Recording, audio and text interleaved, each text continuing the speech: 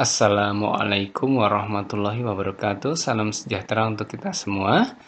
Izinkan pada kesempatan hari ini kami Susilo Wisnugroho untuk menyampaikan presentasi dari makalah pengamatan akresi mineral teknologi biorock pada media tanam fragmen karang di akuarium. Kegiatan pengamatan ini dilakukan di Loka Perkayasaan Teknologi Kelautan Badan Riset Sumber Daya Manusia Kelautan dan Perikanan. Sebagai pendahuluan, kita ketahui bersama saat ini aktivitas manusia di perairan laut sangat tinggi, baik itu eksplorasi sumber daya alamnya maupun aktivitas-aktivitas lain seperti mobilisasi dari satu pulau ke pulau yang lain. Nah, dari eksplorasi sumber daya alam di perairan laut itu memberikan dampak positif dan negatif. Dampak positif bagi nelayan adalah peningkatan kesejahteraan nelayan. Sedangkan dampak negatif adalah cara-cara yang pengambilan sumber daya alam yang dilakukan oleh nelayan, oknum-oknum nelayan, itu masih ditemukan beberapa cara yang secara bahan maupun cara tekniknya mengakibatkan kerusakan terhadap lingkungan laut. Seperti contohnya cara-cara penangkapan dengan bom maupun dengan cara racun. Itu akan kemudian merusak lingkungan terumbu karang yang ada di perairan laut. Nah, di mana kita ketahui bersama terumbu karang sangat penting bagi kehidupan ekosistem laut, terutama untuk ikan-ikan. Bagaimana kondisi terumbu karang di perairan laut Indonesia saat ini? Kita ketahui, luas terumbu karang di Indonesia mewakili 18% dari total luas terumbu karang di dunia, menurut Dahuri. Kemudian diperkirakan hanya sekitar 7% terumbu karang kita yang masih sangat baik, dalam kondisi sangat baik. Sedangkan 33%-nya kondisi baik, 46% kondisi rusak, dan 15% lainnya dalam kondisi kritis, menurut Kordi. Nah, jika kita lihat pada kondisi rusak maupun kondisi kritis, itu lebih dari 50% sendiri. Ini menimbulkan keprihatinan bagi kita untuk kemudian bagaimana cara mengembalikan kondisi alam ini menjadi lebih baik dari kerusakan-kerusakan yang ada. Nah, upaya yang bisa dilakukan adalah melakukan konservasi. Konservasi terumbu karang yang konvensional tentu akan membutuhkan waktu yang lama di alam. Sehingga ada salah satu upaya teknologi yang bisa ditempuh yaitu dengan cara teknologi biorock yang sudah dikembangkan oleh Dr. Howard untuk kemudian diaplikasikan di perairan laut.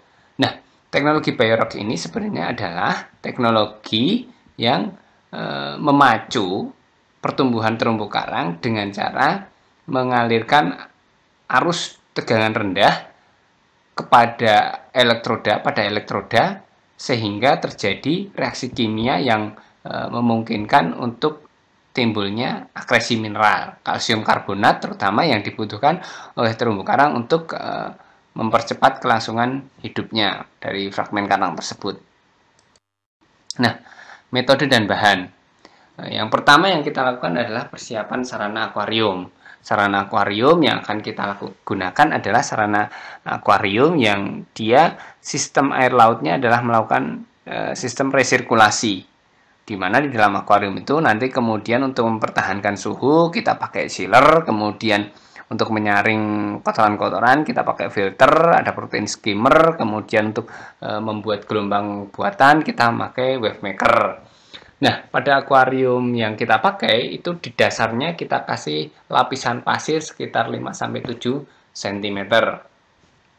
Langkah yang kedua adalah instalasi elektroda. Elektroda yang kita gunakan ini terdiri dari dua jenis. Yang pertama sebagai katoda dan yang kedua sebagai anoda. Katoda itu kita ambil dari bahan besiram. Ini nanti yang akan kemudian menjadi logam korban yang akan ditaruh fragmen terumbu karangnya. Nah, pada percobaan ini kita memakai besi RAM dengan diameter 5,8 mili. Sedangkan anodanya ini adalah logam yang akan membantu mempercepat reaksi kimianya dengan dialiri arus listrik. Dan pada kegiatan ini kita memakai logam anoda dari bahan timbal. Yang ketiga adalah pengaturan arus listrik pada elektroda. Nah, sebagai konsep utama dari Beorock yaitu mengaliri elektroda pada elektrolit dengan arus rendah, maka kita pakai tegangan listrik DC 12 volt, kemudian besarnya arus listrik setengah ampere atau 0,5 ampere. Yang keempat adalah monitoring proses akresi mineral. Kegiatan ini kita lakukan selama 5 kali 24 jam.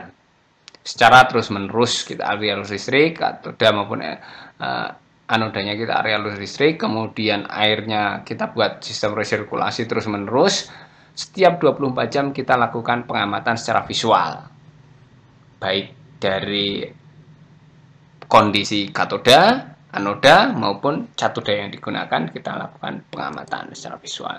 Kemudian langkah yang terakhir adalah pengukuran akhir. Setelah kita lakukan kegiatan 5 kali 24 jam, kemudian kita sebagai tujuan akhir mengetahui terbentuknya kalsium karbonat pada katoda.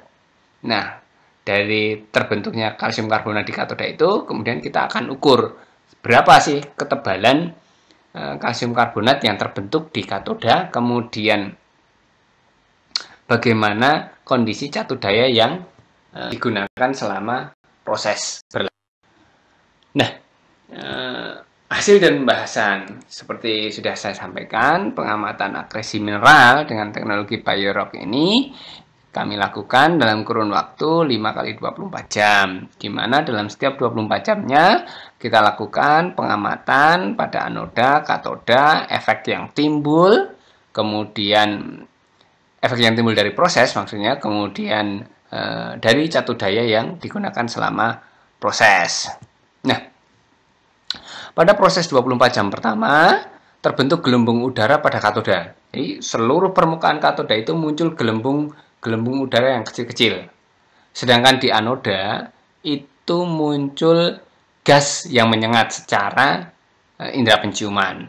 Kemudian catudaya yang dipakai saat setting awal pertama 12 volt 0,5 ampere berubah turun drastis menjadi 5,4 volt 0,49 ampere pada 24 jam pertama. Kemudian masuk pada 24 jam kedua, permukaan katoda sudah mulai muncul lapisan mineral di beberapa titik. Mulai ada titik-titik bintik putih yang menempel pada permukaan katoda. Sedangkan pada anodanya mulai terjadi perubahan warna dari warna abu-abu menjadi kehitaman. Gelembung-gelembung udara di katoda juga masih cukup banyak, walaupun kecil-kecil. Kemudian gas yang timbul dari anoda masih secara indera penciuman masih menyengat, masih muncul. Kemudian di 24 jam yang ketiga, lapisan akresi mineral sudah semakin banyak melapisi permukaan katoda. Warnanya dari putih sudah mulai tampak agak menguning, namun kemudian sudah merata. Kemudian tegangan listriknya naik dari 5,4 jadi 5,8 volt. Kemudian arus stabil di 0,5, turun naik sedikit menjadi 0,5 ampere. Sedangkan di anoda masih seperti kondisi awal, yaitu masih keluar gas yang menyengat, kemudian warna yang berubah dari abu-abu menjadi hitam. Pada proses 24 jam keempat, ini katoda semakin tertutup, semakin banyak.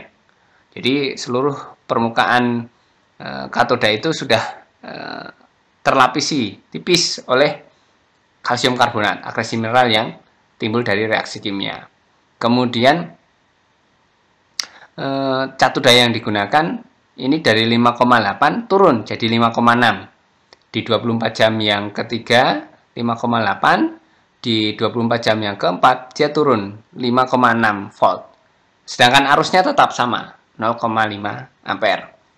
Di proses yang terakhir, proses 24 jam kelima, kita amati seluruh katoda, permukaan katoda sudah tertutup oleh akresi mineral kalsium karbonat secara merata, dan secara ketebalan juga sudah lebih tebal dari pada proses 24 jam ke 24 jam ke 4.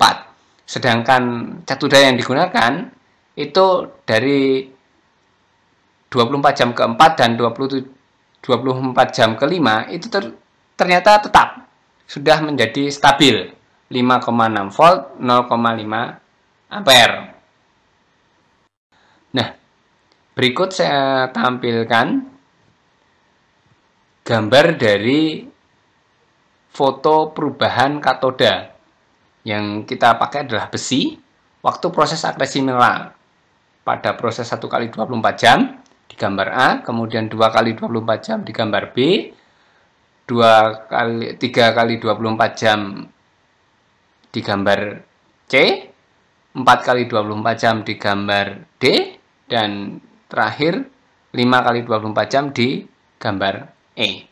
Kita ketahui dari proses besi yang biasa saja, kemudian di B muncul bintik-bintik putih dan gelembung udara, di C sudah mulai merata lapisan kalsium karbonatnya, di D 24 jam itu sudah cukup merata, tapi masih ada lubang-lubang sedikit yang ada yang belum tertutup. Kemudian di E sudah hampir merata semuanya kalsium karbonat. Nah, kemudian kita lakukan pengukuran hasil akhir dari endapan kalsium karbonat yang menempel pada katoda yang kita gunakan selama 5 kali 24 jam.